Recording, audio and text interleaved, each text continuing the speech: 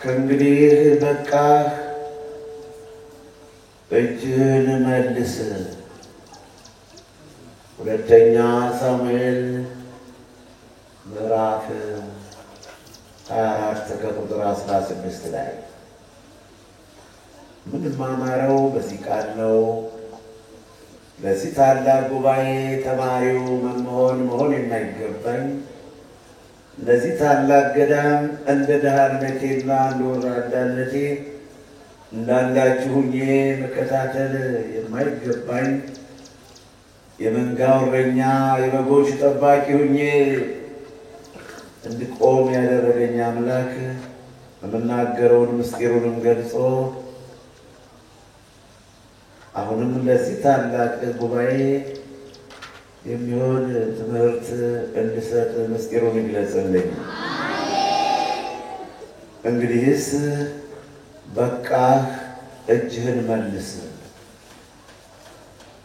የሰራዊት ጌታ ነው ይህን የተናገረው። ዳዊት የእስራኤልን ሕዝብ ከዳን እስከ ቤርሳቤህ ድረስ የምገዛውን ግዛት የማስተዳድረውን የምመራውን ሕዝብ ቁጠሩልኝ ብሎ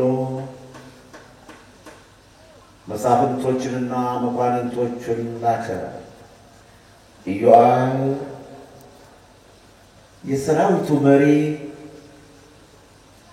የዳዊት ጄኔራል የጦር መሪ ንጉሥ ሆይ በዚህ ሕዝብ መካከል 100 እጥፍ ቢጨምርስ በእግዚአብሔር ሥራ ለምን እኛ የእግዚአብሔርን ሕዝብ እንቆጥራለን? ቢያበዛው ቢጨምርበት ሕዝቡን መቁጠር አይገባንም። እስራኤል የእግዚአብሔር ሕዝብ ነው፣ የእግዚአብሔርን መንጋ መቁጠር አይገባም አለና የጦር አዛዡ ዳዊትን የዳዊት መሳፍንቶችና መኳንንቶች በንጉሡ ፊት ቆመው እባክህ ንጉሥ ሆይ ተው፣ የሚገባ ሥራ አይደለም፣ ከዚህ ሥራ እንቆጠብ ብለው ዳዊትን ለመኑት። ዳዊት ንጉሥ ነውና የመሳፍንቶችን እና የመኳንንቶችን ቃል አሸንፎ ከዳን እስከ ቤርሳቤህ ድረስ የእስራኤልና የይሁዳ ሕዝብ እንዲቆጠር ትእዛዝ አስተላለፈ። መኳንንቶችና መሳፍንቶች እንደታዘዙት ሁሉ በእስራኤልና በይሁዳ ከዳን እስከ ቤርሳቤህ ተመላልሰው ቁጥሩን አቀረቡለት፣ ድምሩን አስረከቡት። ያን ጊዜ ነው የሰማይ አምላክ እግዚአብሔር ዳዊት የማይገባ ሥራ በመስራቱ የእስራኤል ሕዝብ በመቆጠራቸው እግዚአብሔር ተቀየመ። እግዚአብሔር አዘነ። ዳዊት ሕዝቡን አስተዳደረ። የአባቱን የእሴይን በጎች በለመለመ ሳር በጠራ ውኃ ጥሩ ቡቃያ ባለው ኮረብታ በጎቹ በሚጠግቡበት በጎቹ ይሰማሩበት በሚገባው ራበኝና ጠማኝ አውሬ ሊበላኝ ነው ሳይል ሕይወቱን ስለ በጎቹ ቀይሮ ለውጦ የአባቱን የእሴይን በጎች ይጠብቅ ነበር። በበግ ጥበቃ የተፈተነው ዳዊት እስራኤልን ሁለተኛ ንጉሥ በመሆን የመጀመሪያው እስራኤል ንጉሥ ሳኦል ሲሆን ሁለተኛ ከሳኦል በኋላ እስራኤልን ለመምራት ተመረጠ እንጂ ሕዝቤን ቁጠር ብሎ አላዘዘውም። ከታዘዝነው በላይ ከጨመርነ ያስቀጣናል። ከታዘዝነው በላይ መስራት አይገባም። እንዳንጨምር እንዳንቀንስም የተጻፉ ነገሮች አሉ። እግዚአብሔር ለመልካም ስራ ገደብ ወሰን የለውም። መልካም ስራ ለመስራት አንታክት፣ ደከመኝም አንበል፣ ተስፋም አንቁረጥ። ገላትያ ምዕራፍ 6 ቁጥር 9 ላይና የሁለተኛው የቅዱስ ጳውሎስ መልእክት ሁለተኛ ተሰሎንቄ ምዕራፍ 3 ቁጥር 13 ላይ መልካም ስራ ለመስራት አንታክት፣ በቃኝ ይባላል።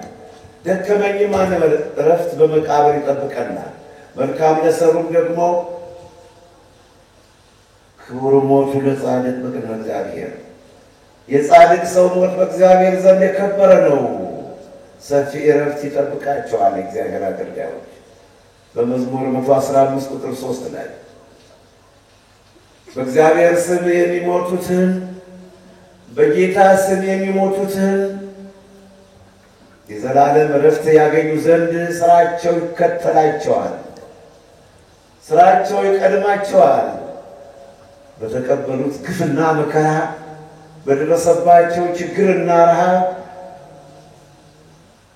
በጠላት ምክንያት በበሽታ በረሃብና በስደት በእንዲህ አይነቱ ፈተና ሁሉ በእንዲህ አይነቱ ችግር ሁሉ የዘላለም እረፍት ያገኙ ዘንድ ስራቸው ይመራቸዋል። ወንጌለ ዮሐንስ ዮሐንስ ምዕራፍ 14 ቁጥር 13 ተጽፏልና እኛ በዚህ ዓለም ቢከፋን ብንሰደብ ብንገፋ ብንቀማ ብንታለል ብንጭበረበር ዋጋችን ከሰማይ ይጠብቀናልና ተስፋ የምንቆርጥበት ጊዜና ሰዓት የለም። ተስፋችን በሰማይ ነው፣ ሀገራችን በላይ ነው። የመጨረሻ ኑሯችን በዛ ይሄ ኮንትራት ኑሮ ነው። ይሄ ክራይ ቤት ነው። ባለቤት ሳያስበው ሻንጣውን ቦርሳውን ፔስታሉን እየወረወሩ ውጣ ቤቴን ልቀቅ ብለው እንደሚያሰናብቱት በዚህ ዓለም መረፋይድ የፍዳ መቀበያ የመከራ መቀበያ ቦታ ነው። በረሃብ የምንቀጣበት በስደት ሀገር ለቀን ከቤተሰብ ተለይተን ወደንም ሳንወድም በየብስና በባህር በሽፍታና በወንበዴ መሃል የምንሰደድበት በክፉና በበጎ ወሬ የምንጨነቅበት በጠላት በክፉ ሰዎች የምንሰቃይበት የስቃይ የመከራ መቀበያ ቦታ ነው። ስለዚህ በዚህ ቦታ ላይ መልካም ሰርተን መልካም ስራ ለመስራት መታከት የለብንም። አሁንም ለመልካም ስራ ገደብ የለውም። ወንጌለ ዮሐንስን በዮሐንስ ወንጌል ምዕራፍ 21 ቁጥር መጨረሻ ላይ እነሆ ጌታችን ኢየሱስ ክርስቶስ ከዚህ የበለጠ ተአምር ሰርቷል አለ ወንጌለ ዮሐንስ። ነገር ግን ሁሉን መጽሐፍ ቢሞከር ሰማይ ብራና ቢሆን ባህሩ ሁሉ ቀለም ቢሆን የምናየው እንጨት ሁሉ ብዕር ቢሆን ዓለም ባልቻለውም ነበር በማለት ራዕየ ዮሐንስ ምዕራፍ 22 ቁጥር መጨረሻና በዮሐንስ ወንጌል ምዕራፍ 21 ቁጥር መጨረሻ ላይ ተጽፏል። በእውነት የእሱ ስራ አይጠቀልልም፣ መጽሐፍም ማንበብም መቀመጫም የለውም። ስለዚህ መልካም ስራ ለመስራት አሁንም ገደብ ይሁን እንጂ ዳዊት ሕዝቤን ጠብቅ ነው የተባለ። ዳዊት የታዘዘው ያንን ግፍ የበዛበት ሕዝብ ሳኦል ሲያስጨንቀው የነበረ ሕዝብ እንዲመራ እንዲያስተዳድር በመንጎች መካከል ያደገ ዳዊት አሁንም የእስራኤልን መንጋዎች በጎችን እንዲጠብቅ ነው የተመራው። ከተባለ ውጭ ግን ሕዝቡን ቁጠሩ ብሎ ትእዛዝ አስተላለፈ። በዚህ እግዚአብሔር አልተደሰተም። ዘፍጥረት ምዕራፍ 6 ቁጥር 6 ላይ በኖህ ዘመን የነበሩ ሰዎች ሕገ እግዚአብሔርን በመተላለፋቸው ሕገ እግዚአብሔርን በማፍረሳቸው የማይገባ ስራ በመስራታቸው እግዚአብሔርን በማሳዘናቸው እግዚአብሔር እንዲህ አለ፣ ሰውን በመፍጠሬ ተጸጸቱ። ዘፍጥረት ምዕራፍ 6 ቁጥር 6 ላይ አሁንም የሰማይ አምላክ እግዚአብሔር ዳዊት የማይገባ ስራ በመስራቱ እስራኤልን ቁጠሩ ብሎ በማስቆጠሩ በዘመኑ የነበረው ነቢዩን ጋድ የተባለው ነቢይ ክድ ዳዊትን እንዲህ በለው፣ የማይገባ ስራ ሰርተሃል፣ ሕዝቤን እስራኤልን ቁጠሩ ብለህ ትእዛዝ አስተላልፈሃል። ስለዚህ ሶስት ነገር አመጣብሃለሁ ከሶስቱ አንዱን ምረጥ ከሶስቱም 3 ዓመት በጠላቶችህ 3 ዓመት በሀገርህ በእስራኤል ላይ ረሃብ ከባድ ረሃብ የሚበላ የሚጠጣ ጠፍቶ ሰዎችም እንስሶችም በረሃብ እንዲጨነቁ እንዲሰቃዩ በሀገሪቱ ላይ የ3 ዓመት ረሃብ አመጣብሃለሁ። ይህኛው አይመቸኝም ብትል ደግሞ 3 ወር በጠላቶችህ በየተራራው በየአምባው ላይ በየኮረብታው በየሸለቆው እንድትሰደድ የ3 ወር በጠላቶችህ አሳልፌ እሰጥሃለሁ። ይህም አይመቸኝም ብትል 3 ቀን ቸነፈር በሽታ አልከብሃለሁ አለው። ዳዊት 3ቱም ነገር ከበደው። 3 ዓመት ረሃብ የሚበላ የሚጠጣ ጠፍቶ ሰው ያለ ምግብ መኖር አይችልም። ሰው ያለ እንጀራ ሰው በእንጀራ ብቻ አይደለም የሚኖረው በእግዚአብሔር ቃል ተብሎ ቢጻፍ ነገር ግን ለእያንዳንዳችን ደግሞ የታዘዘ ዳቦ የሚመቸዋል እንጀራ የሚመቸዋል በበረሃ ያሉትም ደግሞ እግዚአብሔር የፈቀደላቸው ምግብ ይመገባሉ። ሰው ያለ ምግብ መኖር አይችልም። የሥጋ ምግቡ እንጀራው ዳቦ ነው። የነፍስ ምግቧ ደግሞ ቃል እግዚአብሔር ነው። ስለዚህ ዳዊት የ3 ዓመቱን ረሃብን አዘነ። 3 ወር በጠላት እጅ ያ መንፈሳዊ ጀግና ጎልያድን በድንጋይ በጠጠር የገደለ ፍልስጤማውያንን የሚያርበደብር የሚያስጨንቅ አንበሳውን ነብሩን በርግጫ የሚጠቀጥቅ መንፈሳዊ ጀግና ዳዊት በሰው እጅ በጠላት እጅ ወድቆ በየተራራው መሮጡንም ወይም በጠላት እጅ ተይዞ መጨነቅንም አልፈለገም። እጅግ ተጨንቄያለሁ አለ ዳዊት የሚመርጠው ግራ ሲገባ እጅግ ተጨንቄያለሁና ይሁን እንጂ በሰው እጅ ከመውደቅ በጠላት እጅ ከመውደቅ በእግዚአብሔር እጅ መውደቅ ይሻለኛል። 3 ዓመትም ከመራብ ሕዝቤን እስራኤልን ማይቆጠሩትን ቆጥሬ በረሃብ ከማሰቃያቸው በ3 ወርም ደግሞ ጠላቶች ሀገራችን እስራኤልን ሀገሬን ወረዋት ሽማግሌው ባልቴቱ በሚቀበርበት በሚኖርበት ሀገር ጌታ ሲጠራው እንዳይቀበር ሕዝቦቼ ተማርከው ቤተ መቅደስ ፈርሶ እንዲህ ከመሆን በሰው እጅ ከምወድቅ እኔም በየተራራው በየኮረብታው ከምወድቅ ከምጨነቅ በእግዚአብሔር እጅ መውደቅ ይሻለኛል። በሰው እጅ ከመውደቅ በእግዚአብሔር እጅ መውደቅ ብሎ ነው ዳዊት የመረጠው። በዚህ ጊዜ እግዚአብሔር ከቃል የወጣው አይቀርምና ያው የ3 ቀን ቸነፈር የተባለውን እግዚአብሔር መልአኩን ላከ። የእግዚአብሔር መልአክ በእስራኤል ምድር ላይ 70,000 ሰዎች በአንድ ጊዜ ወደቁ። 70,000 ሰዎች በድን በበድን ሆኑ። ሁሎችም አሟሟታቸው ከፋ። ዳዊትም ይሄን አይቶ ልቡ አይችልምና ሕዝቡን ይወዳልና ስለ ሕዝቡ ቢሞት እንኳን ስለ ሕዝቡ ስለ በጎቹ ራሱን አሳልፎ ይሰጥ ነበርና የማይገባ ስራ መስራቱን አምኖ ጸጸተው። ዳዊት አዘነ። ጌታውን ይቅርታ ጠይቅ፣ በድያለሁ፣ አጥፍቻለሁ፣ ተሳስቻለሁ። ጌታ ሆይ የበደልሁ እኔ ያጠፋሁ እኔ የማይቆጠሩትን የቆጠርሁ እኔ። ስለዚህ በእኔና በአባቴ ቤት ይህን አድርግ እንጂ በጎችህ ምን አረጉ? ሕዝቦችህ ምን አረጉ? እስራኤል ምን አደረጉ? እባክህ አለና ፈጣሪውን ለመነ። አጥፍቶ ይቅርታ መጠየቅ ጥሩ ነበር። በአሁኑ ሰዓት ግን አጥፍቶ እንደው ሰው እንደገና ሌላ ጥፋት መጨመር ነው። ኃጢአት ሰርቶ ከሆነ ሌላ ኃጢአት መጨመር ነው። ምናልባት የስርቆት አመል ካለበት ክደት ይጨምራል፣ ካዲ ይሆናል፣ መሀል በከንቱ በሐሰት የሚምል ይሆናል፣ አጭበርባሪ አታላይ ይሆናል። ሌላም ኃጢአት እየጨማመረ ይሄዳል።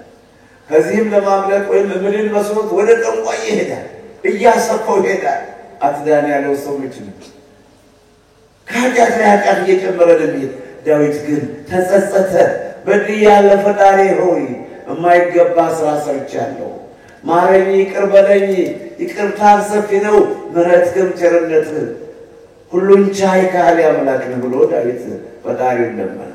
ስለዚህ በዚህ ጊዜ ነው እንግዲህ እግዚአብሔር የዳዊትን ልመናውን የዳዊትን ጸጸቱን አይቶ በሕዝቡ ላይ የወረደውን ድንገተኛ ችግር አይቶ ተመልክቶ ከእንግዲህ በቃህ እጅህን መልስ።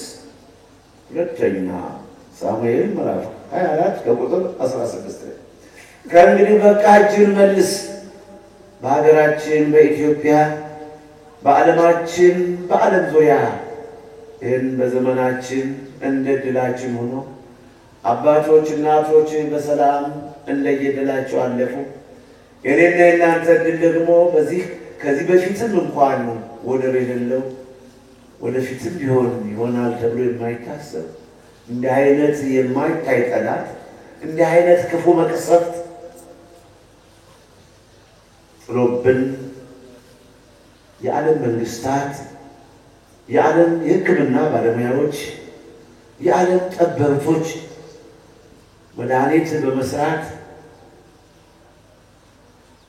ሰዎችንም ከተለያየ በሽታ እናድናለን በማለት ሙያችን ነው ብለው በዚህ ሙያ ተሰማርተው በተለያየ በሽታ የሰዎች ልጆች መድኃኒት አለው ለእንዲህ አይነት በሽታ እንዲህ አይነት መድኃኒት አለው ሲሉ የኖሩት ሁሉ በዚህ ሰዓት እጃቸውን አንስተዋል።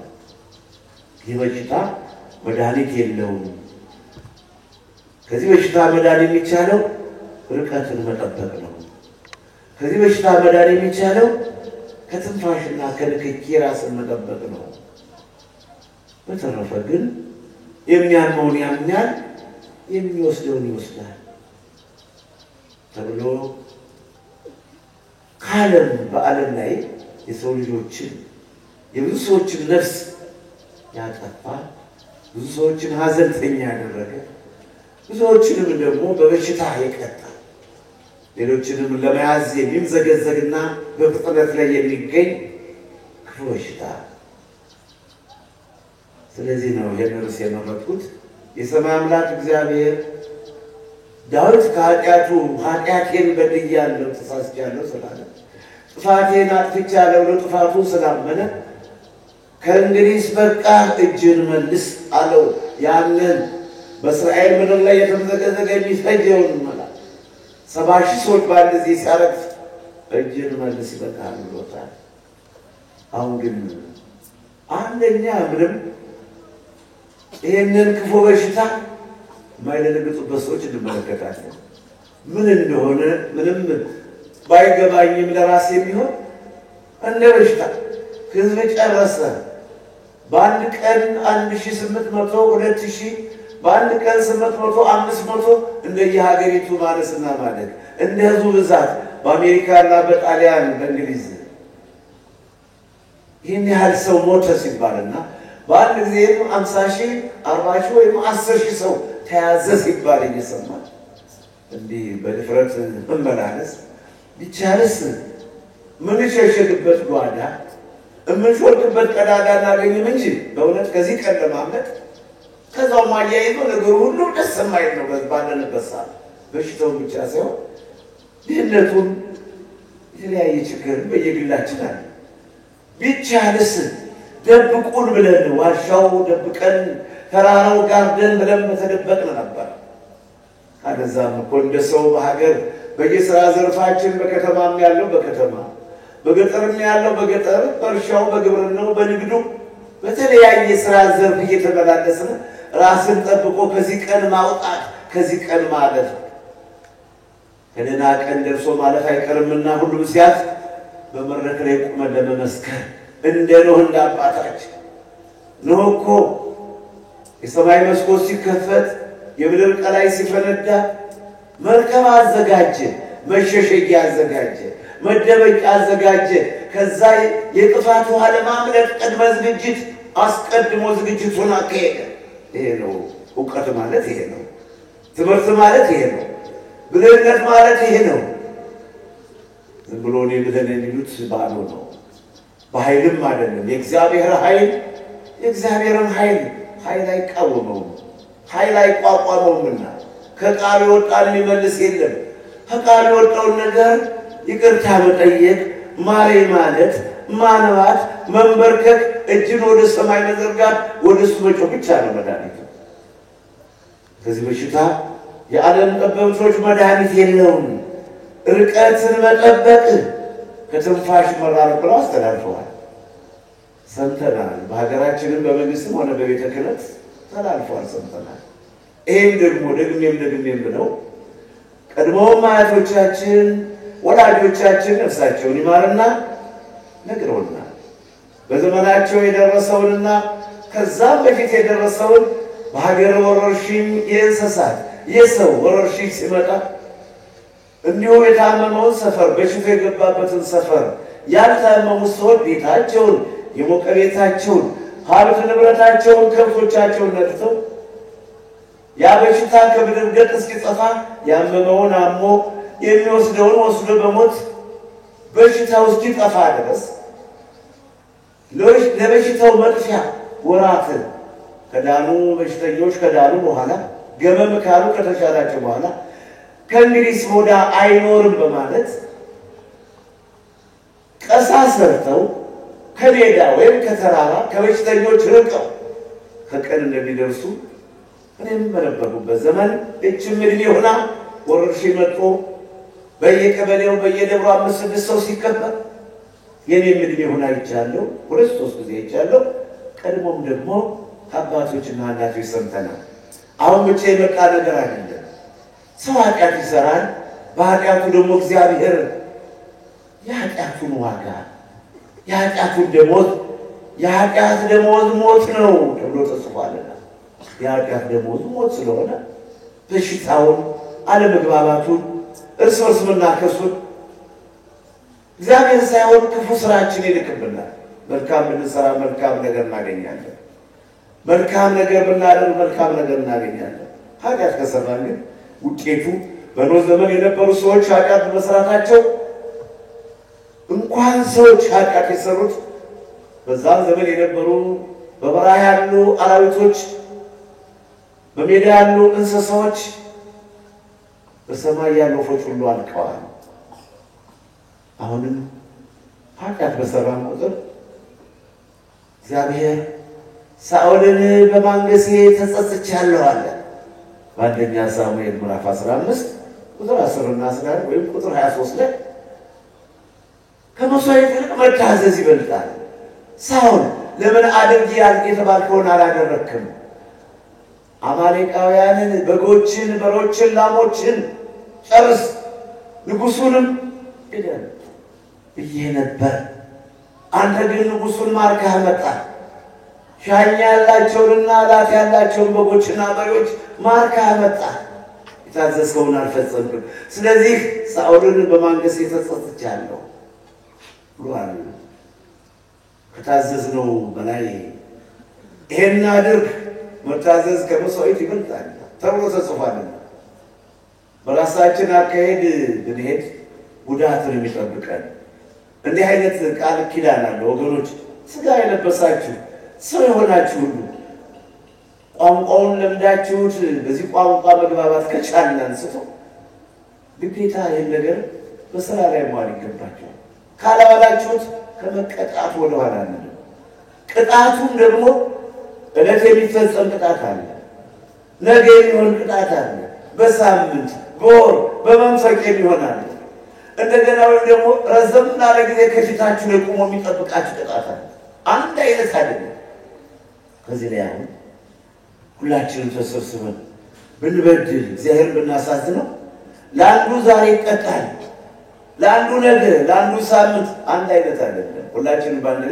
እርግጥ ባንለ ላይ የሚቀጣው ማለት 70,000 ሰዎች በእስራኤል ምድር ባንድ ጊዜ ረገፉ ነገር ግን ብዙ ጊዜ ስንመለከት ደግሞ ያደረሰባቸው እየመሰላቸው ውስጣቸው ነቅሶ ሀብታቸው እየተበተነ በረከተ ስጋ በረከተ ነፍስ እያጡ በሰው ዘንድ የሰው መውደድ አጥተው የሚጨብጡት የሚረግጡት ባትሎ ባዶ ሆነው ዝም ብለው የሚናውዙ እየጦለጉ የሚኖሩ ሰዎች አሉ ይህም ቅጣት ነው ይህን መከራ እንዳዩ ደግሞ ቶሎ የሚወስዳቸው ሰዎችም አሉ። ስለዚህ እንደ ስራችን ሁኔታ ነው። እስመ አንተ ትፈርድ ለኩሉ በከመ ምግባር፣ አንተ ለእያንዳንዱ እንደየስራው ዋጋውን ትሰጠዋለህ። በመዝሙር 61 ቁጥር መጨረሻ ላይ እንደየስራችን ነው የሚከፍለን። መልካም ለሚሰሩ መልካም ነገር የማያልቅ የማይጨረስ የዘላለም በረከት ይዞ ይጠብቃል ጌታ። ለዚህ ነው የፈጠረን። ክፉ ለሰሩ ደግሞ ቅጣታቸውን ያገኛሉ። ሳኦልን በማንገሴ ተጸጽቻለሁ እስኪል ድረስ እግዚአብሔር በሰዎች መልካም ስንሰራ ይደሰታል፣ ክፉ ስንሰራ ደግሞ እንዲህ ያዝናል።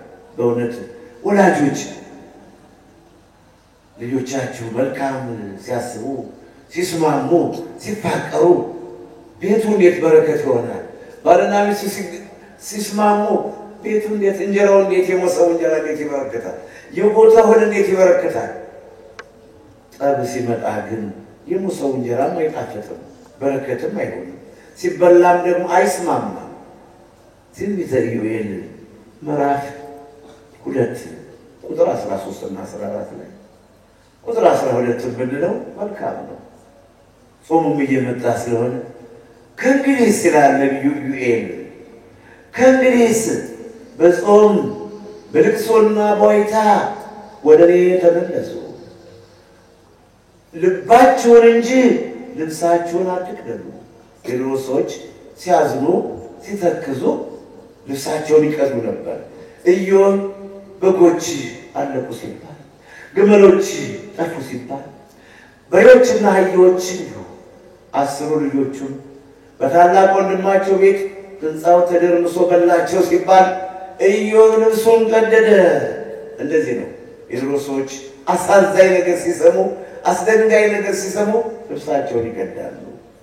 መጽሐፈ ኢዮብ ምዕራፍ 1 ከቁጥር 19 እና 20 ላይ ልብሱን ቀደደ፣ አመድ ነሰነሰ፣ መሬት ላይ ወደቀ፣ ማቅ ለበሰ ኢዮብ። ስለዚህ ነው ነቢዩ ኢዮኤል ከእንግዲህስ ልባችሁን እንጂ ልብሳችሁን አትቅደዱ። እግዚአብሔር መሐሪ ይቅር ባይና ቸር መሆኑን አውቃችሁ ወደ እሱ ተመለሱ፣ እርሱም ወደ እናንተ ይመለሳል። በድለናል በሉት፣ ተሳስተናል በሉት፣ አጥፍተናል በሉት። ይህ ትውልድ ሆይ ብትሰሙም ባሰሙም የተጻፈውን አነባለሁ። ጆሮ ያለው መስማትን ይስማ። ራዕየ ዮሐንስ ምዕራፍ 2 ቁጥር 7 ቁጥር 11 ቁጥር 17 ቁጥር 29 ላይ ጆሮ ያለው መስማትን ይስማ። ራዕየ ዮሐንስ ምዕራፍ 3 ቁጥር መጨረሻ ላይ ደግሜ እላለሁ ጆሮ ያለው መስማትን ይስማ። የማይሰሙ ስላሉ ደጋግሜዋለሁና አሁንም በማቴዎስ ወንጌል ምዕራፍ 13 ቁጥር 9 ላይ ጆሮ ያለው መስማትን ይስማ። እንድትሰሙ ነው እግዚአብሔር እያዘጋጀ ድዳዎችን እንድንናገር። ድዳዎችን ከኔ ጋር እንደኔ ያለ ታናሽ ባይገኝ ጓደኛ ሆኖ እንኳን ለኔ ለቀረበ ለጓደኛዬ አቀናብሬ ማጫወትና ማናገር የማልችል ሰው፣ አንደበቴ ድዳ ያፈርታባ የሆነ ሰው በመድረክ ላይ ቁሜ ከራዕየ ዮሐንስ ከዘፍጥረት እስከ ዮሐንስ ድረስ ወንጌሉን ብሉይና ሐዲስን እንድተረትር የፈቀደልኝ ለእናንተ ብሎ እንጂ ለእኔ ብሎ እንዳይመስላችሁ። ይህን በመናገር የምጠቀመው ነገር የለም፣ ተጠቃሚዎች እናንተ ናችሁ። ስለዚህ መስማት አለባችሁ ግዴታ። ልባችሁን እንጂ ልብሳችሁን አትቅደዱ። ንስሐ ግቡ፣ ተናዘዙ ስለ ኃጢአታችሁ። ፈጣሪያችን ይቅር በለን ማረን በሉት። ወደ እርሱ ተመለሱ፣ እርሱም ወደ እናንተ ይመለሳል። ልባችሁን እንጂ ልብሳችሁን አትቅደዱ። ልብስ መቅደዱ ብቻ አይደለም ኃጢአትን የሚያስተሰርየው፣ በደልን የሚደመስሰው ከልብ ሲሆን ነው በማለት ኢዮኤል ምዕራፍ 2 ከቁጥር 12 13 እና 14 ላይ ነቢዩ ኢዮኤል ይህንን ተናግሯል። ስለዚህ ውድ የተዋህዶ ልጆች ወይም ቃሉን የምትሰሙ በዓለም ዙሪያ ይህንን መልእክት ይህን ትምህርት በቴሌቪዥንና በላፕቶፕ መስኮት የምትከታተሉ ነጋ መሸ ብላችሁ ከእኛ ጋር እንደኛ በመሆን ሲከፋን እያለቀሳችሁ ስናዝን እያዘናችሁ ደስ ሲለን ደግሞ ምንም እንኳን ደስታ ባይኖር ደስ እያላችሁ ከእኛ ጋር እንደኛ ሆናችሁ መልእክታችን አገልግሎታችን የጧቱንም የማታውን የምትከታተሉ ወገኖቻችን ጆሮ ያለው መስማትን ይስማ። ወደ እሱ እንመለስ፣ እሱም ወደ እኔ ይመለሳል። ወደ እሱ እንቅረብ፣ ጌታ መሐሪ ነውና ይቅር ይለናል። እንቅረው፣ ምን ላድርጋችሁ ይላል፣ ምን ላድርግላችሁ ይለናል። ቸር ስለሆነ በበደላችን መጥፋታችን የማይፈልግ የሰራዊት ጌታ እግዚአብሔር ሲፈጥረን ለምሕረት ነው እንጂ ለማት አይደለም፣ ለቁጣ አይደለም፣ ለልጅነት ነው ልጆች ብሎ የፈጠረን። ነገር ግን እምቢ ብለን አብዝቼ ብጠራቸው አጥብቀው ከፊቴ ራቁ። ሆሴዕ ምዕራፍ 11 ከቁጥር 1 ላይ አብዝቼ ብጠራቸው ልጆቼ፣ ወዳጆቼ፣ ሕዝቦቼ ብላቸው አጥብቀው ከፊቴ ራቁ። እንዲያው ወደ ግልጽ ተመለከቱ፣ የኃጢአቱን ቦታ ፈለጉት። እኔ ፈዋሻቸው መሆኔን አላወቁም፣ በፍቅር ሀብል ሳልፋቸው አልፈለጉም በማለት ሆሴዕ ምዕራፍ 11 ከቁጥር 2-3-4 ላይ ወደ ግልጽ ሸሹ። የመጡበትን ያን ኃጢአት መንገድ ትላንት የሰሩት የነበረውን ኃጢአት ፈለጉ። የሎጥን ሚስት አስቧት ተብሎ ተጽፎባቸዋል። የሎጥን ሚስት አስቧት። ሉቃስ ምዕራፍ 17 ከቁጥር 32 ላይ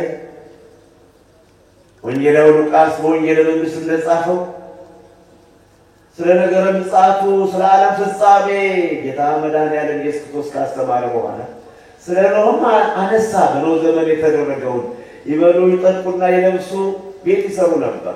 ስለ ሰዶምና ገሞራም አነሳ። ከሰማይ እሳት እስኪዘንብባቸው ድረስ እንዲሁ ይበሉ ይጠጡ ነበር። ነገር ግን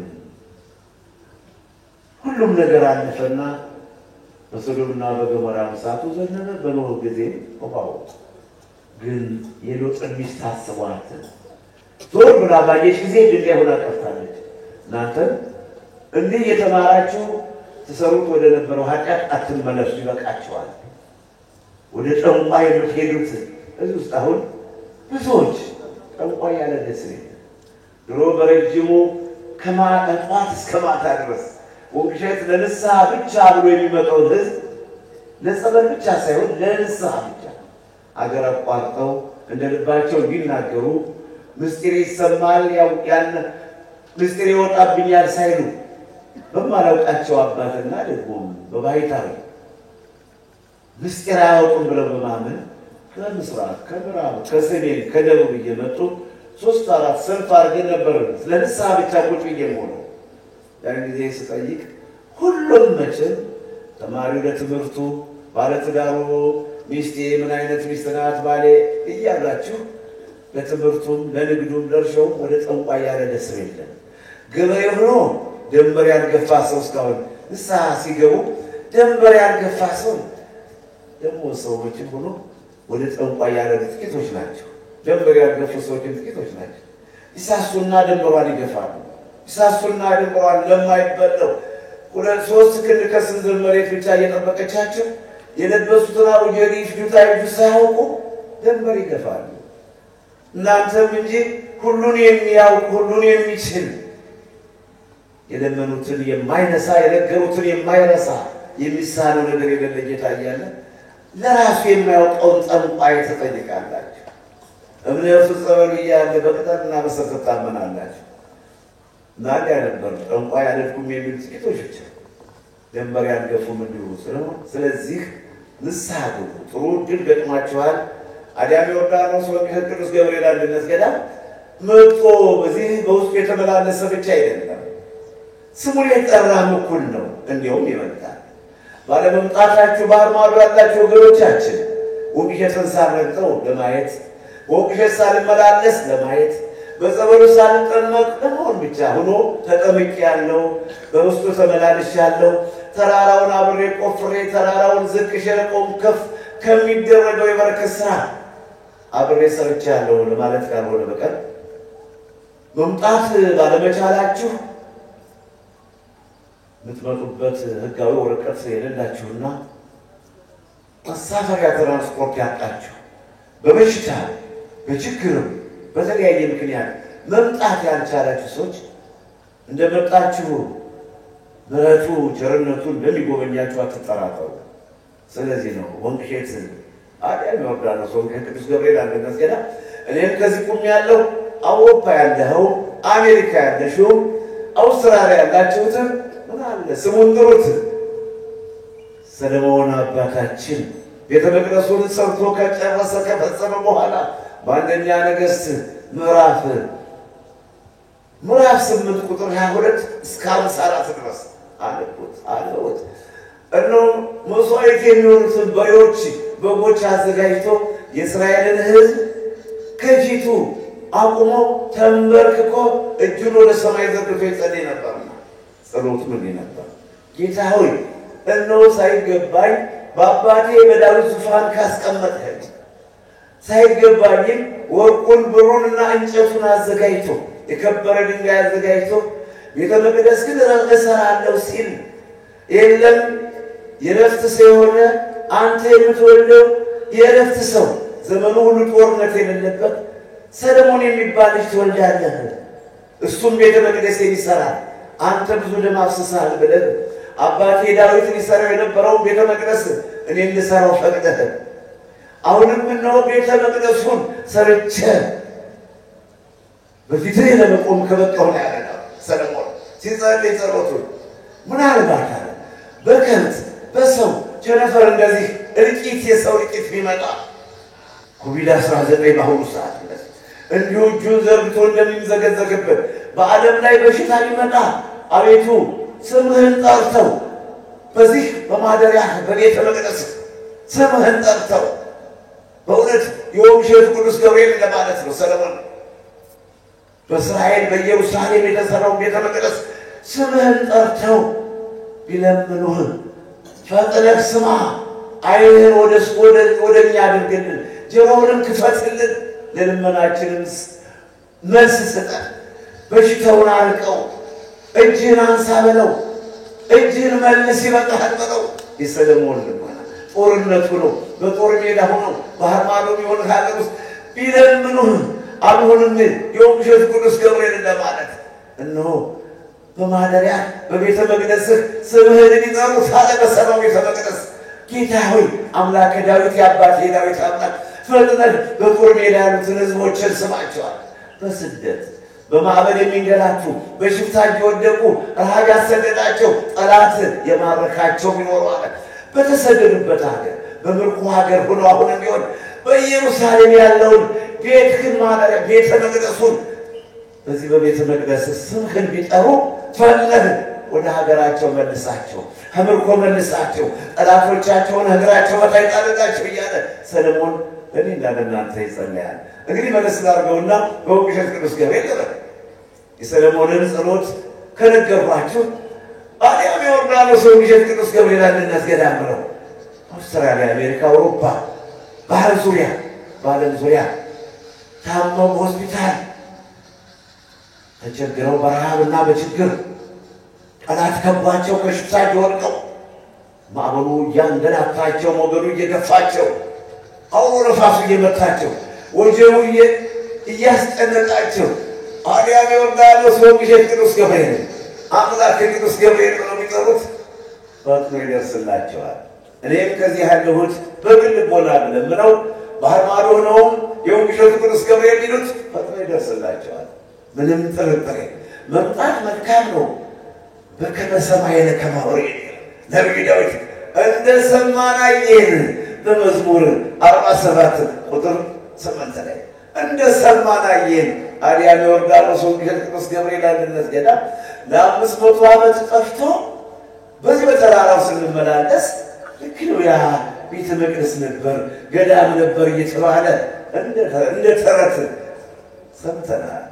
ሚክያስ ምዕራፍ 5 ቁጥር 2 ላይ እንደገና መዝሙር 131 ቁጥር 5 ላይ እንዲህ ይላል ነብዩ ሚክያስ ይሄን ተናገረ። በማቴዎስ ወንጌል ምዕራፍ 2 ቁጥር 5 ላይ ተጽፏልና እነሆ አንቺ ቤተልሔም ኤፍራታ ሆይ እነሆ አንቺ ከይሁዳ ነገሥታት በጣም ታናሽ ነሽ። ነገር ግን ወጣቱ ከስር ከጥንት የሆነ ሕዝቤን እስራኤልን የሚገዛ ለዘላለም የሚኖር እያለ ነቢዩ ሚክያስ ጌታችን መድኃኒታችን ኢየሱስ ክርስቶስ በቤተልሔም እንደሚወለድ በግርግር በዋሻ እንደሚወለድ እነሆ በኤፍራታ ሰማነው፣ በዱር ውስጥም ተጥሎ አየነው አለ ነቢዩ ዳዊት። ይህ እያሉ ነቢያት ተናግረውታልና እንደዛ ሁሉ ነቢዩ ሚክያስ ለስብከት ሲወጣ አንቺ ቤተልሔም ኤፍራታ ሆይ እንዲሁ ሆነሽ አትቀሪም፣ መድኃኒዓለም ኢየሱስ ክርስቶስ ይወለድብሻል፣ መላእክት ይሰግዳሉ፣ አሕዛብ ሁሉ ይገብራሉ፣ ነጋሪቱ ይጎሰማል እያለ ጌታ እንደሚወለድ መላእክት እነሆ ታላቅ ደስታ የምስራች እነግራችኋለሁና ዛሬ በዳዊት ከተማ መድኃኒት እርሱም ክርስቶስ ተወልዶላችኋል። በሉቃስ ወንጌል ምዕራፍ 2 ቁጥር 9-11 ላይ በጣም ሰራዊተ መላእክት ተግተውና ነግተው ከሚጠብቁ ከመንገደኞች ጋር ስብሐት ለእግዚአብሔር በሰማያት ወሰላም በመሰረቱ ለሰው እያሉ እንደሚያመሰግኑ ነቢዩ ሚክያስ አስቀድሞ በርቀት ተመለከታትና ቤተልሔምን እንዲሁ ነሽ አትቀሪም፣ ወንቅሸትንም ወንቅሸት ሆይ እንዲሁ ነህ አትቀርም፣ ፈርሰህ አትቀርም፣ ተደርምሰህ አትቀርም፣ የሰማዕታት አጽማቸው ፈርሶ ደማቸው ፈርሶ አይቀርም። ወንቅሸት ቅዱስ ገብርኤል ሆይ ዓለም አቀፍ ትሆናለህ፣ የዓለምህን ሰላምታ ይነጋገርብሃል፣ ስምህን ጠርተው ይድሩብሃል እያሉ የቀደሙ አባቶች የተናገሩ ደካማ ወራዳ የድሃ ልጅ ጠጉራም ነፍሴ ይጥሳል እንደነበረ አርጎዛም የበለጠ ይሰራል ተብሎ ተነገረ። ጊዜው ሲደርስ ሰዓቱ ሲፈጸም እድሉን ገጥሞና ዛሬ እኔና እናንተ ይህን ታሪካዊ ገዳም ተራራውን ዝቅ ሸለቆውን ከፍ አድርገን አለቱን ድንጋዩን ከስክሰን ሜዳ አስመስለን በአጭር ጊዜ በዓለም እንዲታወቅ አድርጓል። መድኃኒዓለም ኢየሱስ ክርስቶስ በእኔና በእናንተ ላይ ሥራውን ሰርቷል። ለሚጠይቀን መልሳችን ይሄ ነው። ከእኛ ጋር የሚከራከር ከእኛ ጋር መነጋገር የሚፈልግ ቢኖር የኢትዮጵያ ተራራዎች ብዙዎች ናቸው። ገብቶ ይሞክረው ብልቱና ምን እንደሆነ ምናኔ ምን እንደሆነ ገብቶ ይሞክረው። ከወንበር ላይ ወንበር ከምግብ ላይ ምግብ እየመረጡ ገና ሲነጋ ክትፎና ውስኪውን እየቀጩ ስለኔና ስለናንተ መተረክ አይደለም ያዋጣው፣ ገብቶ መሞከር ነው። የኢትዮጵያ ተራራዎች የዓለም ተራራዎች ጅረቱ፣ ፏፏቴው፣ ምንጩ ደስ የሚያሰኝ እዚህ የበለጠ መልክዓ ምድር ሞልቷል።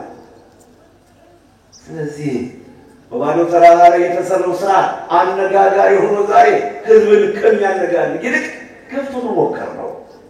ዛላን አሳምሮ ውበትን አሳምሮ በሰው ፊት ጻድቅ መስሎ መመላለስ ወንጌል ተጽፏል። የቆየም ነበር ዛሬ ብቻ አይደለምና እናንተ ውስጡ እጁ የፈሰሰ አጥንቱ የተልከሰከሰ መቃብር የምትመስሉ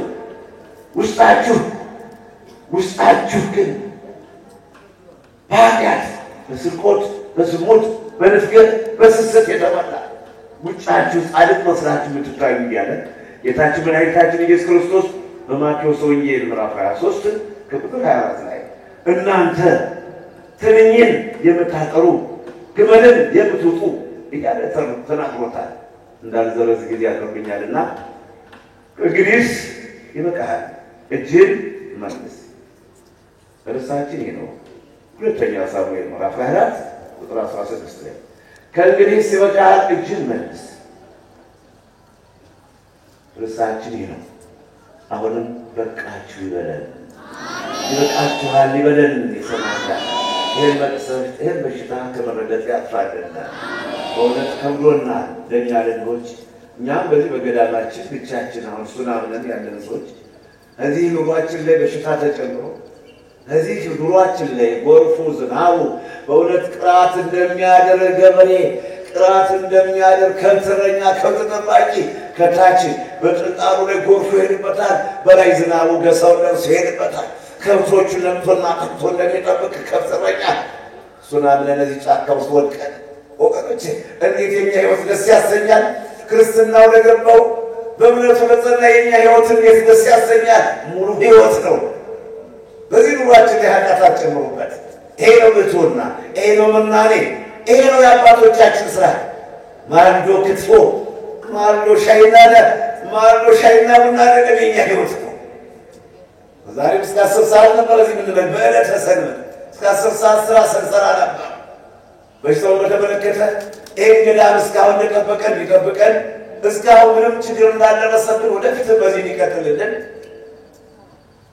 መነኮሳትና መነኮሳትን እየመካከርን ደግሞ ተራራ እንድንጠብቅ ከእግዚአብሔር ጋር ዝም ብለን እንዳንተኛ እስከ 10 ሰዓት ምግብ ይባላል ነበር። ምንና ብቱና የምንኩስና ዓላማ ነው። ቆብ ብቻ በቃል በቀሚስ መነገድ አይደለምና እኛ ይላል ቅዱስ ጳውሎስ ሁለተኛ ተሰሎንቄ ሁለተኛ ቆሮንቶስ ይቀርታል። ሁለተኛ ቆሮንቶስ ምዕራፍ 2 ቁጥር 17 ላይ የሐዋርያው ቅዱስ ጳውሎስ መልእክት ይላልና እኛ እንደ ብዙዎች የእግዚአብሔርን ቃል ቀላቅለው እንደሚሸቅጡት በእግዚአብሔር ቃል እንደሚነግዱት እንደ ብዙዎች አይደለንም ማለት።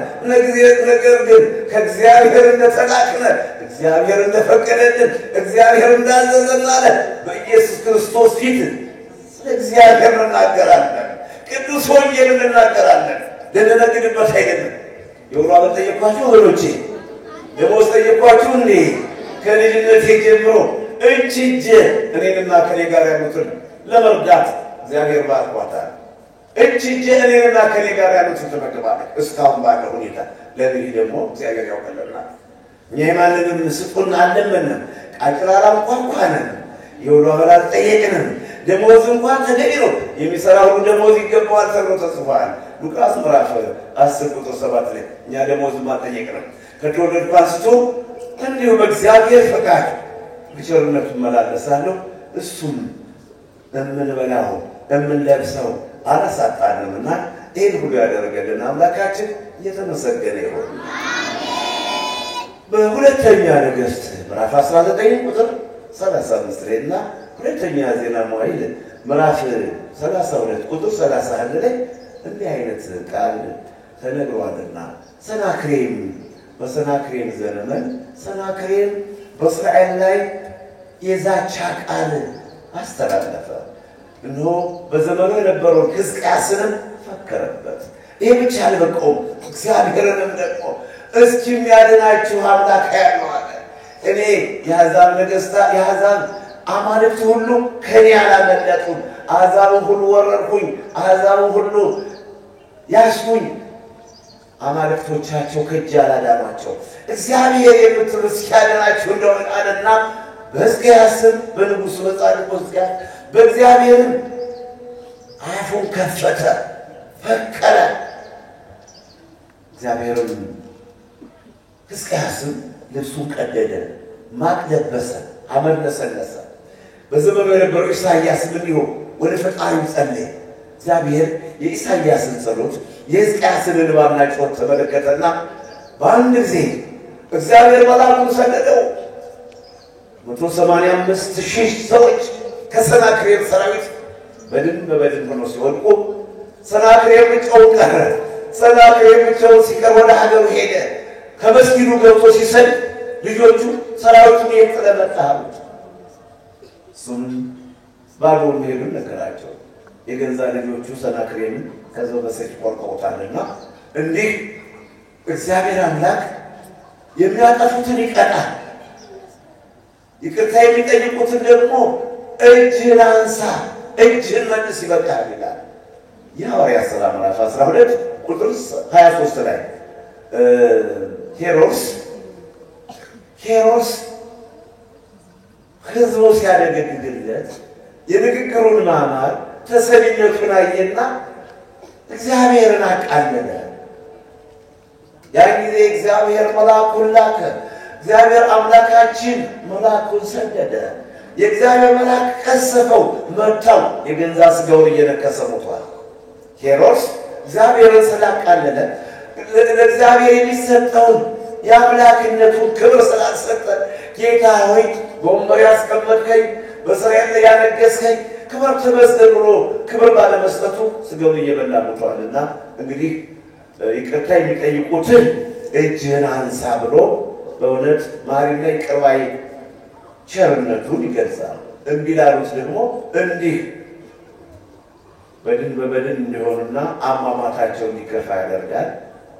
ለእኔና ለእናንተ ወይም በአሁኑ ሰዓት ላለነው ሕዝብ ግን እግዚአብሔር አምላክ ምንም እንኳን ከኃጢአታችን ባንመለስ ይኸው 5-6 ወር አለፈ፣ ወደ 6 ወር እየሆነው ነው።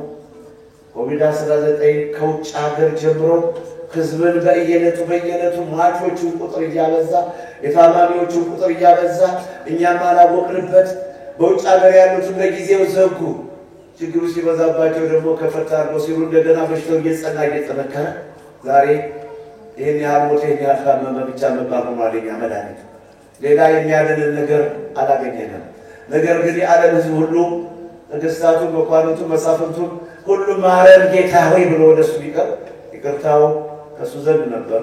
ቢሆንም ሰማይ ከምድር እንደሚርቅ ኃጢአታችን አራቀ። ሰማይ ከምድር ከፍ እንደሚል ለሚወዱት፣ ለሚያምኑት፣ ለሚያገለግሉት ምሕረቱ ለልጅ ልጅ ይሆናል ብሏል ነቢዩ ዳዊት በመዝሙር 102 ቁጥር 10-11-12 ላይ ሰማይ ከምድር ከፍ እንደሚል በእውነቱ ቸርነቱን ምሕረቱን ለሚወዱት ለልጅ ልጅ ያደረገው። በቃ ለልጅ ለሚወዱት እንደ ዳዊት ለሚወዱት እንደ አብርሃም ዘርህን እንደ ሰማይ ከዋክብት እንደ ባህር አሸዋ አበዛልሃለሁ ለልጅ ልጅ ያደረገው። ምስራቅ ከምዕራብ እንደሚርቅ ኃጢአታችን አራቀ።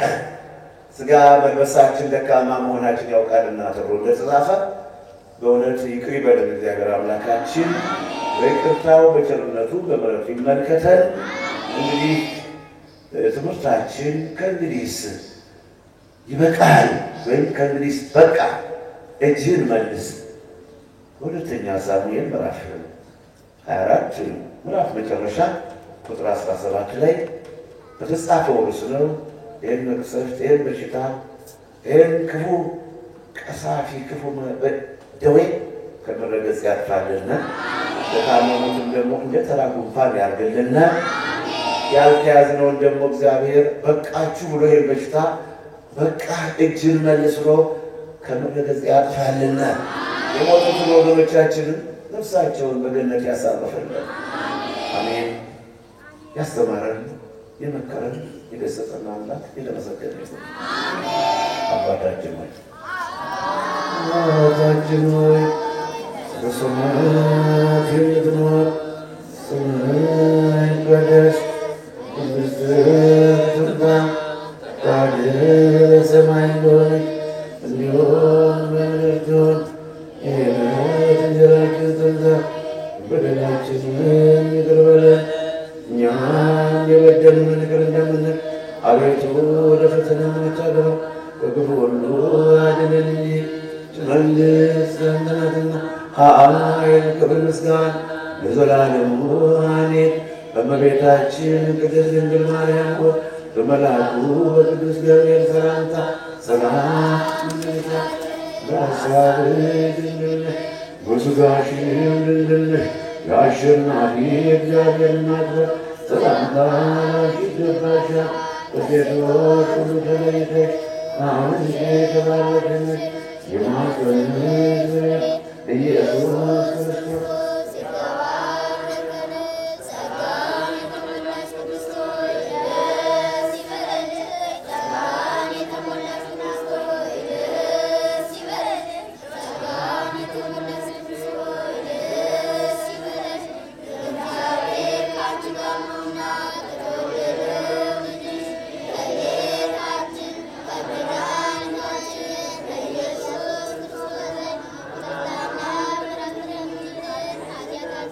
Christus, Christus, Christus, Christus, Christus, Christus, Christus, Christus, Christus, Christus,